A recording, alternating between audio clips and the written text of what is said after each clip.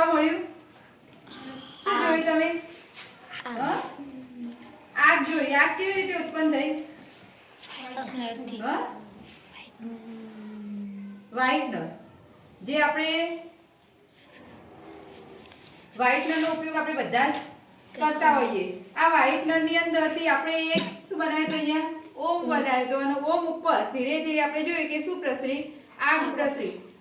આ આગ કેવી રીતે લાગે? તો જે આપણે વ્હાઇટનર નો ઉપયોગ કરીએ છીએ એ વ્હાઇટનર કેવો પદાર્થ છે? એક બાષ્પશીલ પદાર્થ છે અને બાષ્પશીલ પદાર્થ હોવાને કારણે એને જ્યારે હવામાં ખુલ્લું રાખવામાં આવે ત્યારે એનું વાયુ સ્વરૂપમાં વરાળ સ્વરૂપમાં શું થાય છે?